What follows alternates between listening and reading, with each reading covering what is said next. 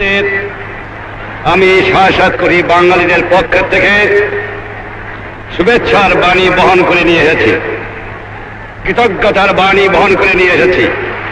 আমি আপনাদের যদি কৃতজ্ঞতা জানাতে চেষ্টা করি অন্যায় করা হবে। পাকিস্তানের নর পশুর দল, পাকিস্তানের সামরিক বাহিনীর দল আমার 7 কোটি মানুষের উপর যে অত্যাচার করেছে, দুনিয়ার ইতিহাসে তার কোনো জায়গাতে তা তুলনা হয় না। আজ আমার গ্রামে গ্রামে গৃহহারার আর্তনাদ, আজ আমার গ্রামে গ্রামে সর্বহারার আর্তনাদ, আজ আমার মানুষ পথে ভিখারি, আজ আমার মা বোনদের ইজ্জত নষ্ট করা হয়েছে, আমার ঘর বাড়ি জ্বালিয়ে দিয়েছে। আমার 1 কোটি লোক দেশ ত্যাগ করে ভারতে আশ্রয় নিয়েছিল। সেদিন যদি শ্রীমতী ইন্দিরা গান্ধী, আপনাদের মহান নেতা, ভারতের জনসাধারণ তাদের স্থান না দিত, তাদের খাবার না দিত, তাদের আশ্রয় না দিত, তাদের সন্ত্রাস না দিত, তাদের অবস্থা কি হতো? আমি যদি কৃতজ্ঞতা প্রকাশ করি তাহলে শ্রীমতী গান্ধী অন্যায় করা হবে। আমি আপনাকে শ্রদ্ধা জানাতে পারি, এর বেশি জানাতে পারি না। আপনাদের এই দান কোনোদিন আমরা শোধ করতে পারবো না। স্বাধীনতা পেয়েছি বড় রক্তের বিনিময়ে পেয়েছি।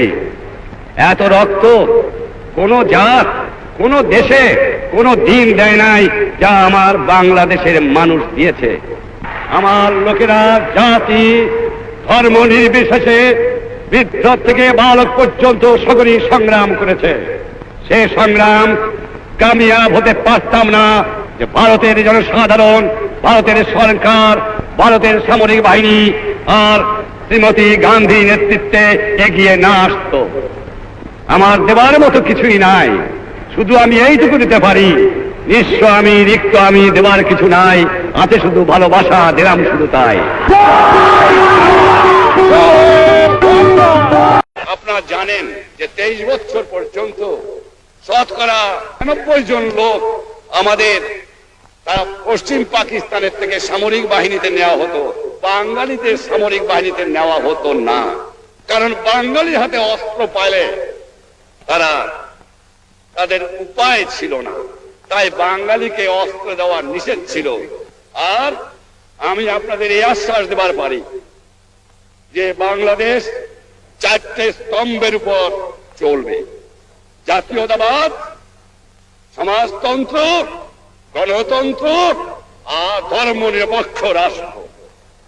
এর মধ্যে কোনো কিন্তু নাই, এর মধ্যে কেউ হাত লাগাতে পারবে না। এটা সোজাসুজি আমরা করব। আর আপনারা জানেন আমি সোজা মানুষ, সোজা কথা বলি, যা বলি যেটা বুঝি সেটা বলি এবং সেটা করি। এর মধ্যে আমি ভয় করি না কাউকে করব।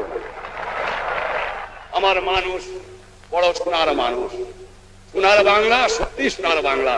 তাই আমরা আমাদের জাতীয় সংগীত করেছি, সোনার বাংলা তোমায় বড় ভালোবাসি। তাই আমি আপনাদের সকলকে আবার আন্তরিক ধন্যবাদ জানিয়ে বিদায়ের বাসনা বলে যাই, আমাদের বন্ধুত্ব অটুট এবং অক্ষয় থাকবে। আপনারা আমার সঙ্গে স্লোগান দেন, জয় বাংলা, জয় বাংলা।